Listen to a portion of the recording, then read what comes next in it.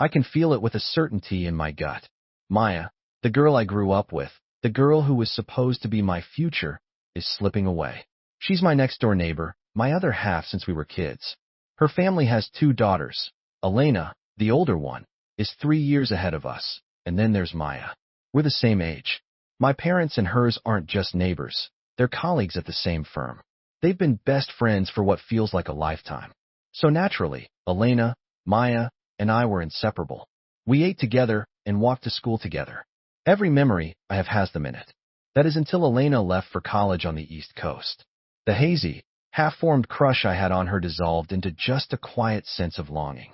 When it was just Maya and me left, things changed. We were 16, that awkward, emotionally charged age when everything feels super intense. I fell for her hard. Maybe it was the lifetime of shared history, or the fact that she was genuinely beautiful, or maybe she just clicked with everything I found attractive. Whatever it was, she was the only one I saw.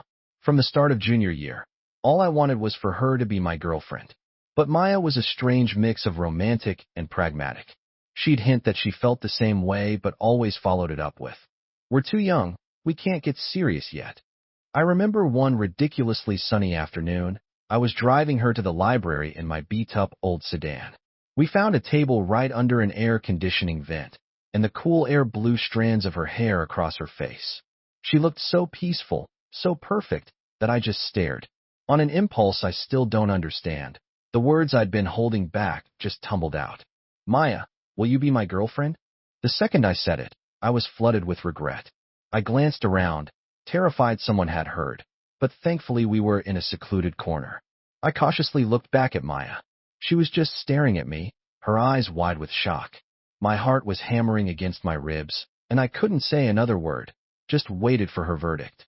"We're still so young," she said. Her first words hit me like a bucket of ice water. She's going to say no? A bitter taste filled my mouth. I ducked my head, already trying to figure out how to play it off as a joke. But she started, and I looked up. "If you asked me again after graduation on the 50-yard line in front of the whole school, I might just say yes." Before I could process it, she stuck her tongue out playfully, a bright, beautiful smile spreading across her face. The afternoon sun streamed through the window, catching the blush on her cheek and lighting up the tips of her ears, which had turned a deep shade of red. A wave of pure joy washed over me. I shot up from my chair. If I hadn't been in a dead-silent library, I probably would have screamed. "Deal," I managed to say, my voice full of an emotion I couldn't contain. "I'll give you the most epic proposal this school has ever seen." We were 17, the age where you think love is some kind of perfect, unbreakable fairy tale. From that day on, Maya and I had this unspoken understanding. We drove to school together, we came home together, we shared milk teas, and we did our homework side by side. Our bond felt deeper, more real than ever. I was convinced that with our shared history and this being our first real love, we'd be holding hands until the end of time. But in the second half of senior year, that perfect picture started to get smudged. It started with a sophomore named Caleb. He saw Maya once and was instantly infatuated. He knew I was in the picture, so he couldn't be direct. Instead, he engineered chance encounters. He'd be there on our route to school. He'd just happen to be by our classroom during passing periods. He'd bump into us on the way home. These calculated moments, sprinkled with small gifts and constant compliments, started to wear Maya down. She'd always been a sucker for big romantic gestures. It's why she wanted me to ask her out in front of everyone. I'll admit I'm not the smoothest talker. I couldn't flatter her the way Caleb did. I didn't have the shameless persistence he used to chase after girls. But my biggest strength is knowing when to cut my losses. I knew Maya better than anyone. The moment I saw her starting to waver, I began to pull my own feelings back, redirecting all that energy into studying. If you ever feel insecure next to the person you like, you need to work on yourself, not spiral. Spiraling just makes them lose respect for you. Self-improvement is the only way to close the distance. That was something my dad always told me. Maybe he'd seen it all along, that Maya wasn't the type to settle down easily. Soon, Maya started letting Caleb join us for lunch. She'd still sit next to me, but her conversation and her laughter were all directed at him. Watching her light up while talking to him went from a stab in the heart to a dull, familiar ache. It's not that I didn't say anything. I told her she was getting too close to him, But Maya would just wave it off.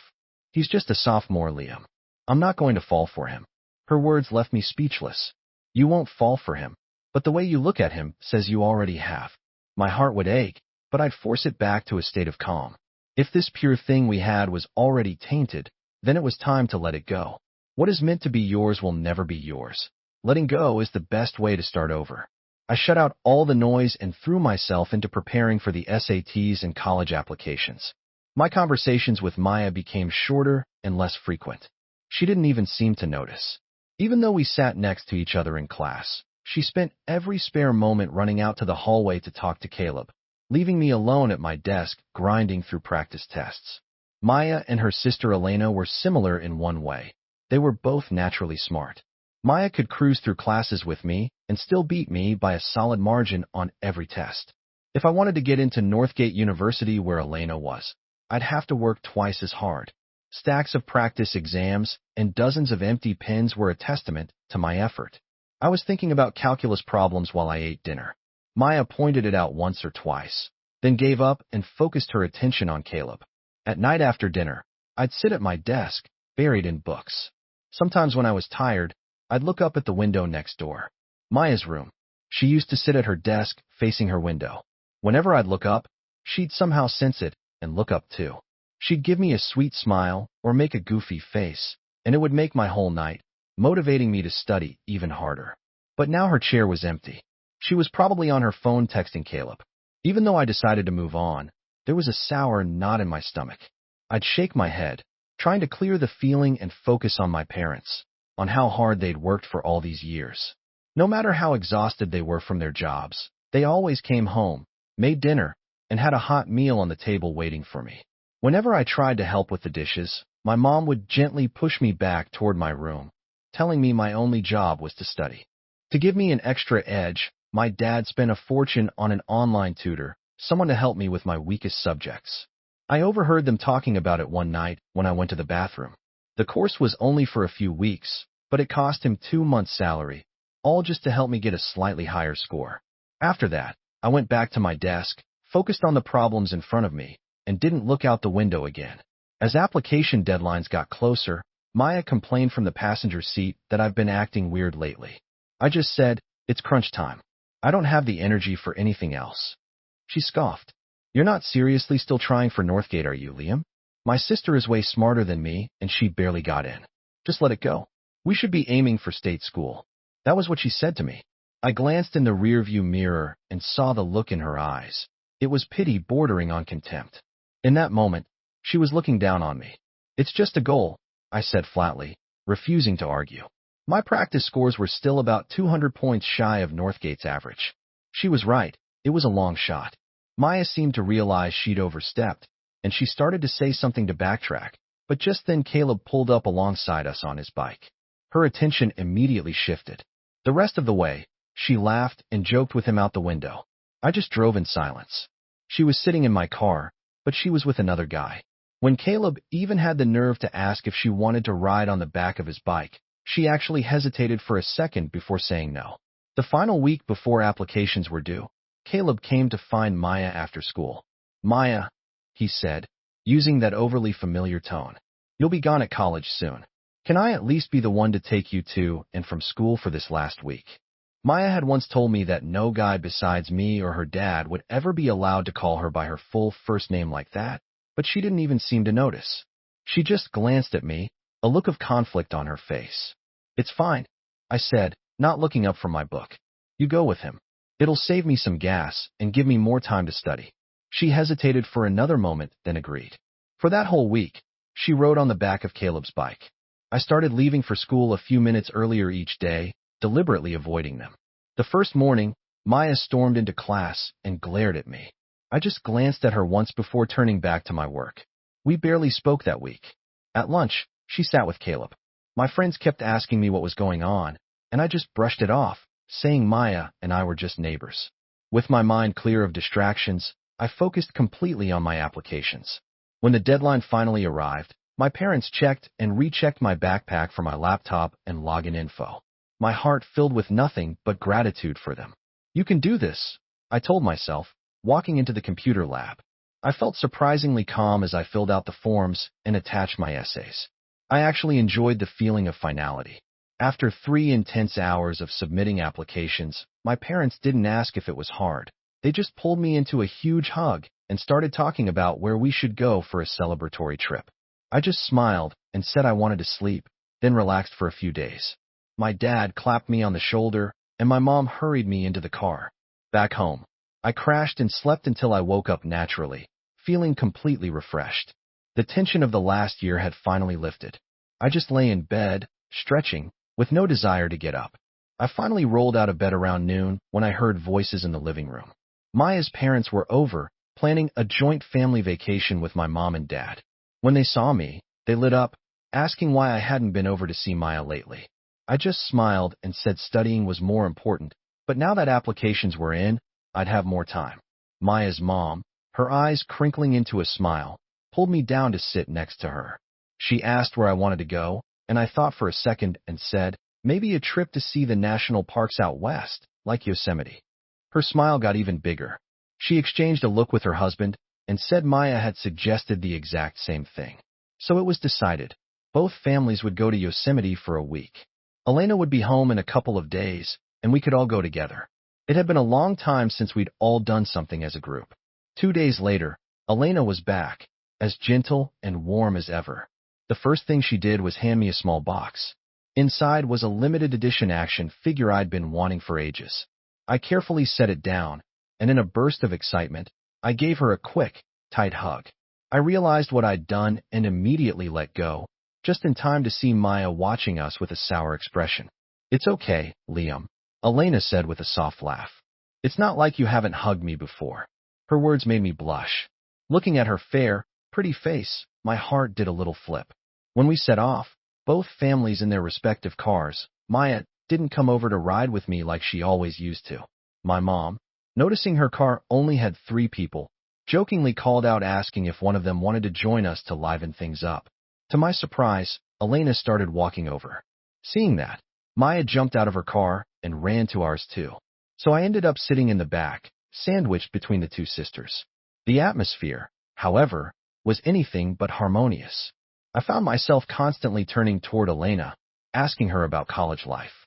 She answered everything with a gentle warmth, sharing funny stories and interesting details. We talked and laughed easily, and the complete lack of awkwardness between us seemed to irritate Maya. But no one was paying attention to her. I was completely absorbed in my conversation with Elena. The big sister who had always looked out for me was still the same person I remembered.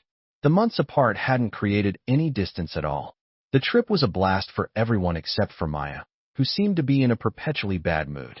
Her mom scolded her a few times over the 7 days, but it didn't make a difference. The only time her expression changed was when her phone buzzed and she'd retreat into a corner, smiling and texting for hours. Elena watched her thoughtfully for a long time.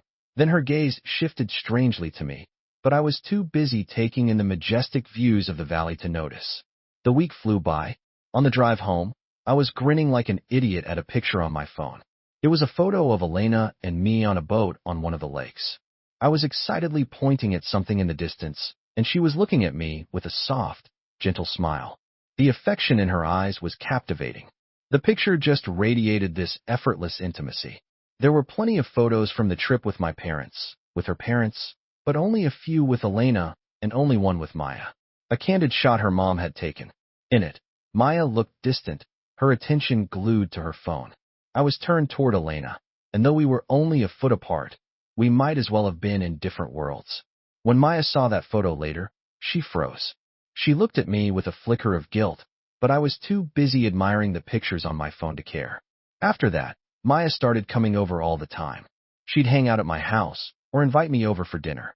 I didn't refuse, but I kept a careful, polite distance. I'd go to dinner. I'd be civil when she came over, but the easy intimacy we once had was gone. We were just friends. Maya's mood soured, though she tried her best to act cheerful around me. This went on for a few days. On the morning we had to go to the school to officially accept our college offers, Maya was waiting for me at my door, a conflicted look on her face. "Let's go," I said, ignoring her expression and patting the passenger seat of my car. "Liam, are you going to keep your promise?"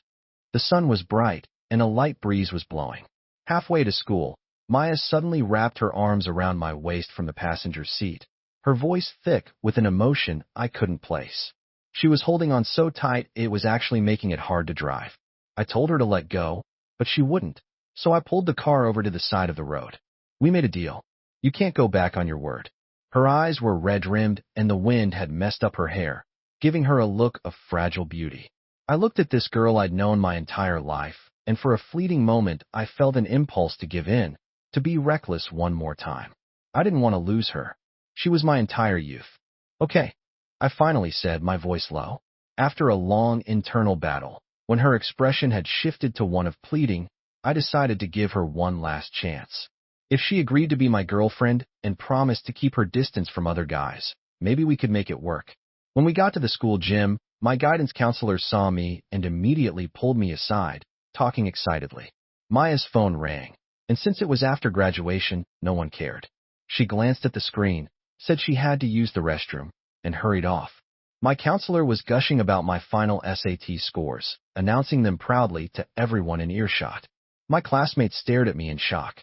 I had jumped over 200 points from my last practice test. Getting into Northgate was no longer a long shot. It was a sure thing. I submitted my acceptance, but Maya still hadn't come back. I pulled out my phone and called her. It rang several times before she picked up. The background was noisy. She said she was on the football field and would be right back, then hung up. With nothing else to do, I took her acceptance form and went to find her. As I got to the field, I saw a large crowd gathered in the middle. Maya was standing in the center of it all, the focus of everyone's attention. Caleb was in front of her, holding a huge bouquet of flowers, saying something to her. It was obviously a public confession. Maya was biting her lip, looking torn, and hadn't given him an answer. I thought about it for a second, then reached into my pocket. It was a gift I'd bought a long time ago, a delicate silver necklace.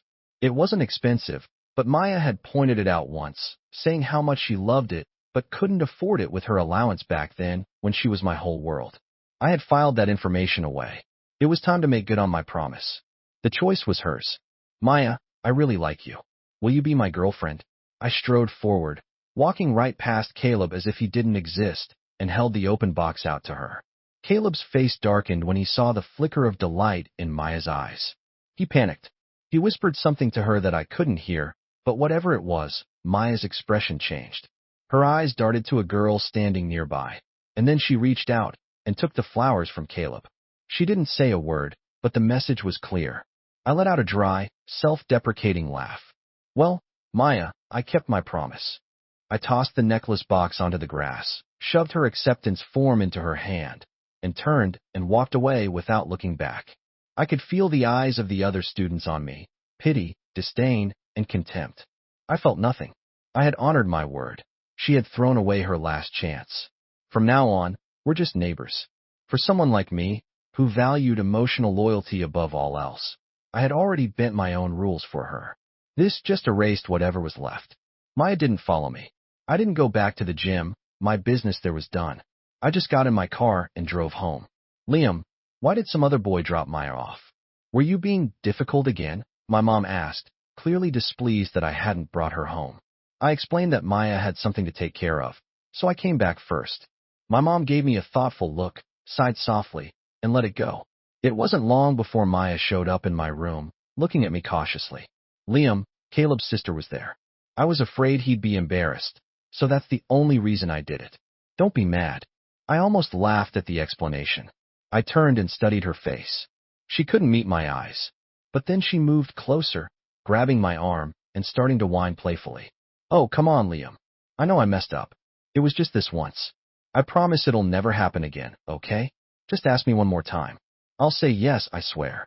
Her soft, pleading voice just made my skin crawl. The thought that she probably used the same tone with Caleb filled me with irritation. My expression must have been colder than I realized because she looked at me with disbelief. Just then my mom came in, and Maya didn't dare say any more.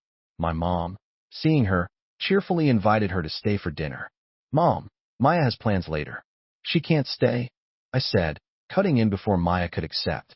The look on her face was pained, but in front of my mom, she could only force a smile, say a reluctant goodbye, and go home. Then my phone started blowing up with texts from her, long, rambling essays that I had no desire to read. They were all excuses about the situation, about our childhood bond, about how she was just trying to spare Caleb's feelings. I replied with one sentence.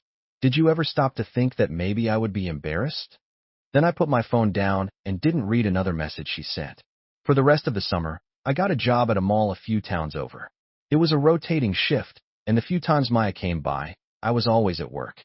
We didn't see each other once the entire summer. I didn't answer her calls. I didn't reply to her texts. The first time we finally saw each other was when I got my first real paycheck and took Elena out to celebrate. Maya tagged along, looking a little nervous but excited. She kept trying to make conversation, and while I wasn't rude, my answers were short and noncommittal. Her phone buzzed constantly, but she ignored it every time. With Elena there, she couldn't bring up what had happened, but she kept shooting me guilty looks. Elena, for her part, seemed oblivious to the tension, her eyes on the city traffic, occasionally reminding us to be careful. Then Maya's ringtone went off. She rejected the call twice. The third time, she glanced at me, saw I wasn't paying attention, and answered in a hushed, annoyed tone. I don't know what the person on the other end said, but Maya's face fell. She hung up, looking conflicted, and then flagged down a cab. A friend of mine just got into town. I have to go meet them, she said hurriedly and left, leaving Elena and me standing there. Elena didn't seem bothered by her sister's abrupt departure. Instead, she casually took my hand. There's too much traffic here. I'll feel better holding on. It felt like it was 6 or 7 years ago when Elena, who had hit her growth spurt early, would hold my hand on the way home from school. Back then, it felt safe. Now it made my heart race. Her hand was so soft in mine, a gesture of easy intimacy that was so different from anything I'd shared with Maya. I had booked a private room at a nice restaurant near the mall and ordered all of her favorite dishes. After we ate, I paid the bill without a second thought. This place is way too expensive, Elena said, frowning at the receipt. Don't come here again. If you want to eat this stuff, I can make it for you at home. It's fine, I said with a huge grin. The whole point of getting a summer job was so I could treat you to a nice dinner. This meal meant something different. It was the first time I had ever treated Elena with money I had earned myself. We walked through the mall afterward, and Elena stopped at one of the counters. After looking for a while, she bought a watch. When I saw the price tag over $1,000, my jaw dropped. This is an investment. It'll last for years, not like spending a fortune on a single meal, she said with a playful smirk, rolling her eyes in a way that was still ridiculously charming. I was momentarily stunned. A light blush colored her cheeks, but she ignored it, carefully fastening the watch on my wrist before paying for it with a satisfied smile. On our way out, we saw Maya. She was holding hands with Caleb, and they were talking to another girl who I immediately recognized as Caleb's sister. Elena looked at them, then turned and looked at me. I felt nothing, but Elena's brow furrowed. Maya, she called out, walking straight toward them. When Maya saw us, her face went white. She immediately dropped Caleb's hand and rushed over as if terrified we would talk to them. Caleb, whose arm was in a sling, scowled at us. My friend had to leave, and I was on my way to find you guys when I ran into them. So I stopped to talk for a minute. Maya explained a little too quickly and then tried to pull us away. I instinctively pulled my arm back, and a hurt look flashed across her face. Caleb's sister came over, said a quick hello, and then hurried away with her brother. Maya tried to get us to go shopping, but both Elena and I said we were tired, so she had no choice but to head home with us. As we parted ways, Maya gestured to her phone, signaling for me to check my messages. I ignored her. As the start of the semester approached, I went over to the neighbor's house, suitcase in tow. You too? Maya stammered, staring at me and Elena standing there with our luggage. I just smiled and held up my Northgate University acceptance letter. Time to head to campus. Elena and I are traveling together. The sight of the letter made Maya's face drain of all color. Her expression went from shock to devastation, and then tears started to well up in her eyes. Liam, you promised we'd go to the same college. Sorry, I never said that. That day when I said if you asked me in front of the whole school I'd say yes, and then we'd go to college together, did you forget? First, I said, ticking a finger off, you rejected my proposal. Second, I said we'd go to college, not the same college. Since she was airing our private promises out in the open where her parents could hear, I had no problem being direct. Luckily, her parents weren't in the room. No, Liam, you can't do this. If you leave, what about me? Are you saying you want to do a long-distance relationship for 4 years? For the first time, I was genuinely baffled by her logic. You rejected me. We're not even together. What long-distance relationship? You turned me down. What are you talking about? I grabbed my suitcase and Elena's and started for the door, but Maya grabbed my arm, holding on tight. You're joking, right? You're just taking your sister to the airport. There's no way your grades were good enough for Northgate. She seemed to be desperately searching for an excuse, staring at me, willing it all to be a joke. Outside, my dad pulled up in our car and honked, telling us to hurry. I've never lied to you, I said and pulled my suitcase out the door. I didn't give Maya another glance as I loaded the car. Elena patted her sister's shoulder, sighed, and got in the car with me. Maya seemed unable to process what was happening. She just stood there on her porch watching us until the car disappeared from sight. It was the peak of movie season, so traffic was heavy. My phone started buzzing nonstop. I didn't need to look to know it was Maya. Because she'd been so distracted before the exams, her dream of Northgate had slipped away. She ended up at the local state university. 4 years apart would probably give her time to understand our relationship. As for me, I was just excited to finally be going to college. Even the traffic couldn't dampen my spirits. My dad saw us off at the train station, telling me to study hard and to look after Elena. I promised I would, and then, seeing the slight stoop in his shoulders, I pulled him into a hug. Don't worry, Dad. I'm grown up now. I can take care of myself. You and Mom just take care of yourselves at home. As the train slowly pulled away, my dad stood on the platform waving, and a lump formed in my throat. After a long journey, Elena and I finally stepped onto the Northgate campus. She expertly guided me through registration and helped me get settled in my dorm. She even made my bed for me. My new roommates looked on with a mixture of envy and admiration, giving me a thumbs up and whispering about how my girlfriend was so thoughtful and beautiful. I didn't bother correcting them. A part of me was thrilled. Afterward, I helped Elena move into her dorm, hauling her heavy suitcase up 5 flights of stairs. She pulled out a tissue and gently wiped the sweat from my forehead. Just then, her roommates arrived and stared at our easy intimacy. They pulled Elena aside, grilling her about our relationship. I don't know what she said, but they kept sizing me up. As Elena unpacked, her other 2 roommates showed up, and the 3 of them immediately started teasing her, insisting she had to treat them to dinner. Without a second thought, she agreed, and that's how I ended up having dinner with 4 girls from the senior dorm. From then on, Elena and I fell into a routine. We'd eat together at the dining hall and take walks around campus in the evenings. The rumor that we were a couple spread like wildfire. I found out when a friend saw us walking together and started teasing me. I was about to explain, but Elena just looped her arm through mine. That settled that. My friend just grinned, made a couple more jokes, and then wisely made himself scarce. Elena's face was a little flushed. She explained that a few guys had been relentlessly hitting on her, and she was hoping I could act as a shield to get them to back off. Well, if I'm your shield, I'll never be able to get a girlfriend, I joked.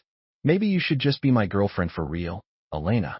She stared at me for a long moment, and then, so quietly I almost missed it, she said, Okay. I stopped walking, looking at her in disbelief. Don't forget, I grew up with you too, she said, bravely meeting my gaze, her gentle eyes full of conviction. Doesn't that make us childhood sweethearts too? Why can't I like you? I just can't believe it, I stammered. Elena, you're so beautiful and smart. Why would you like me? Elena was objectively even prettier than her sister. She had a better figure and a much calmer temperament. She was always the one who gave in, who looked out for Maya and me. Liam, you're great too. You're tall and handsome, and you got into Northgate same as me. Your grades are just as good as mine. She rushed to list my good qualities, not letting me put myself down. I was so touched that I just pulled her into a hug, an act that felt completely natural after a lifetime of doing it. Thank you for liking me, Elena. And just like that, with no grand gestures or dramatic confessions, Elena and I were officially together. We just hadn't told our families yet. A couple of months later, Elena started an internship. To avoid being far from me, she found a company near campus. At first, she commuted from her dorm, but the company often had her working late. To make things easier, she decided to rent an apartment. I was all for it, knowing that living off campus would give us more freedom. Elena bit her lip, and then she asked if I wanted to move in with her. Move in together? The thought consumed me. My mind filled with images of living with Elena, sharing meals, waking up together. I immediately agreed. Seeing my goofy, enthusiastic reaction made her laugh. After looking at several places, we found a small 60-square-meter apartment, just big enough for the two of us. We each bought things we liked, little decorations to make the place feel like ours. Looking around the cozy space we'd created, I felt like I was in a dream. I'm living with Elena. The reality of it didn't fully hit me until she came out of the bathroom after a shower, her face flushed, and shyly told me it was my turn. I practically sprinted into the bathroom. From that day on, we were like a married couple. She would try to get home early to cook for me, and I'd surprise her with little gifts. Because we knew each other so well, we never fought. We were just incredibly compatible. Sometimes I'd come home early and cook all her favorite foods, setting the table with a bouquet of flowers for when she got back from work. Other times, she'd surprise me with a jersey from my favorite team or a new action figure. Happy times fly. Before we knew it, it was time for winter break. After one last dinner in our apartment, we carefully closed the windows, turned off the water, and unplugged everything. We took one last lingering look around our little home and then walked out the door hand in hand. Our happy new beginning would be on pause for a whole month. On the train ride home, I had her in my arms, feeling like we had a million things to say. My parents texted repeatedly, asking when we'd arrive. I patiently replied each time, and just before we pulled into the station, I told Elena I was going to tell her parents about us. This time she hesitated. What about my sister? She asked. What about her? There's nothing between us, I said. Who cares what she thinks? Elena finally nodded but asked me to let her be the one to announce it. When we exited the station, both sets of parents were there waiting. Maya's break didn't start until that afternoon, so she wasn't there. I sat in the back of my parents' car with my mom, who held my hand and looked me over, saying I'd gotten thinner and a little darker after half a year away. I laughed and flexed my arm, telling her that the freshman boot camp had made me leaner, not weaker. My parents laughed, happy to have me home. We drove straight to Maya's university to pick her up. She was just walking out as we arrived and ran over, looking thrilled to see us. I hadn't initiated contact with her once in the past 6 months. All the effort had been from her side. I had told her once that we could only be friends, but she didn't listen. After that, I only replied selectively to her texts, ignoring anything that crossed the line. At the restaurant, our families gathered for dinner. Elena and I sat together, but Maya insisted on squeezing in next to me. As she sat down, she saw our hands intertwined under the table. The color drained from her face.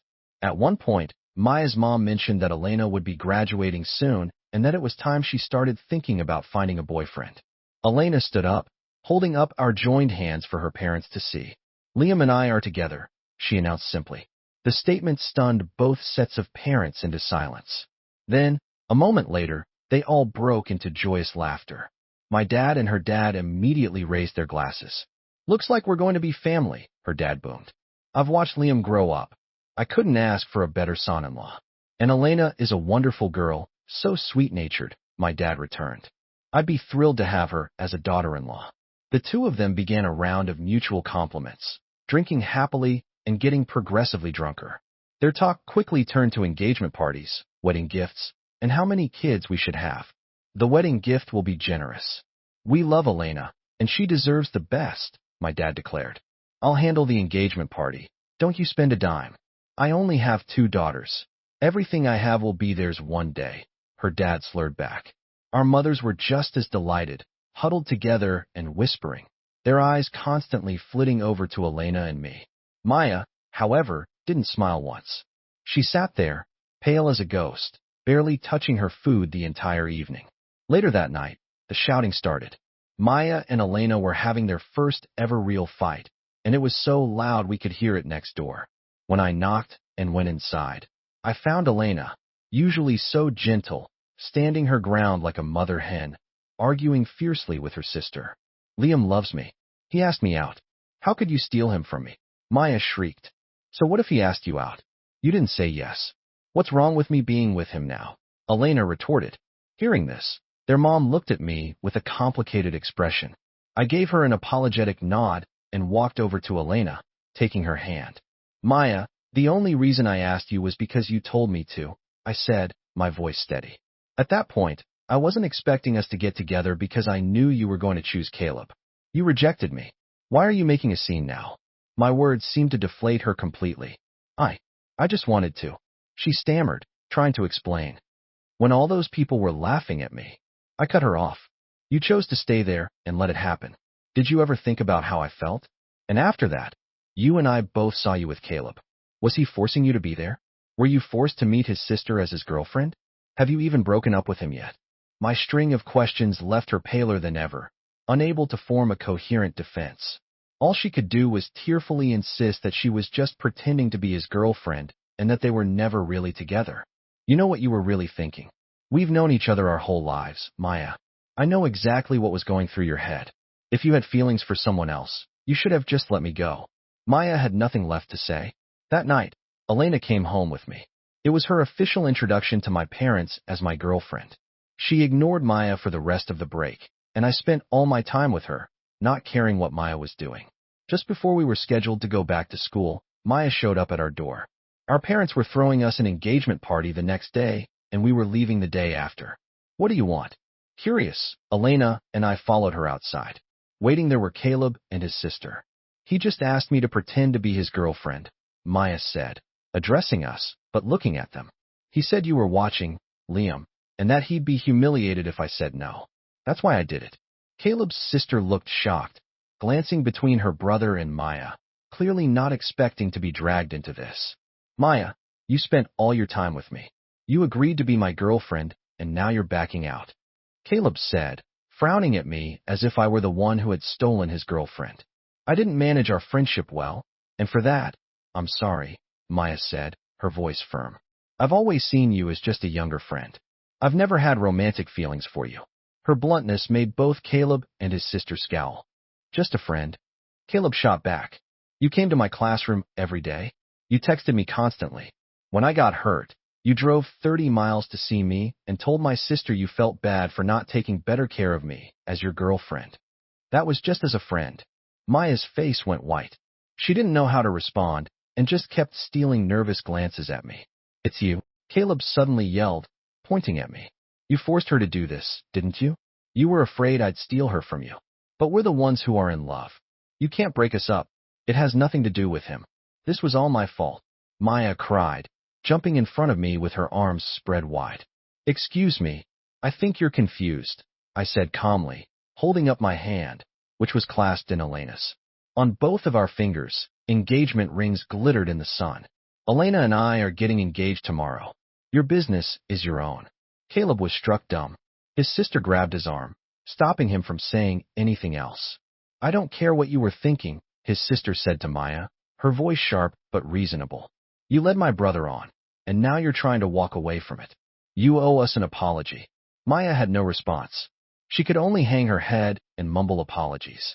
Caleb's sister dragged him away, clearly wanting nothing more to do with the situation.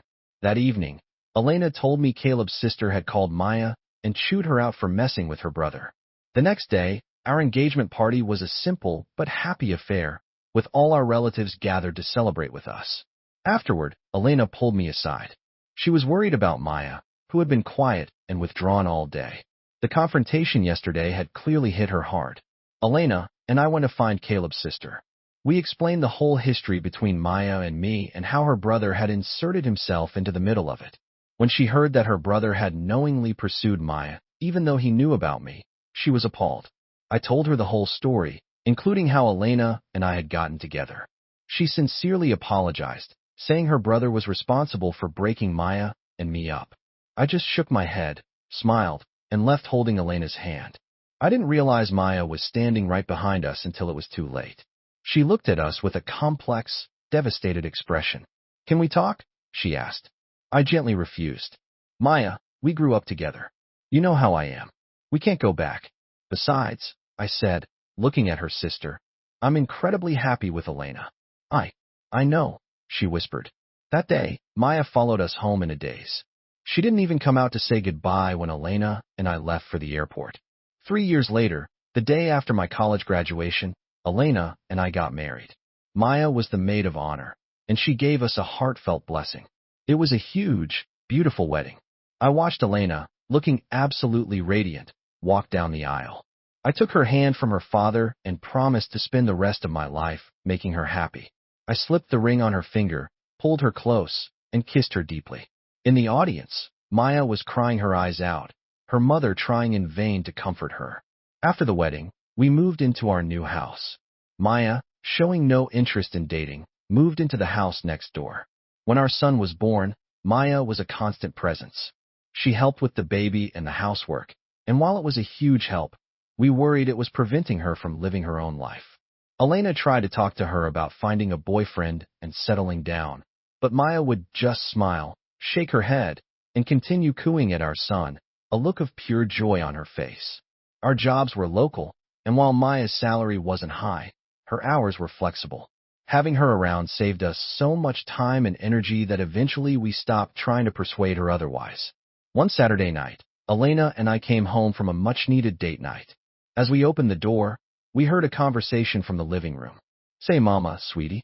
Can you say mama?" "Mama." Elena and I stood frozen in the doorway, staring at Maya, who was holding our son and beaming. We looked at each other, completely at a loss for words.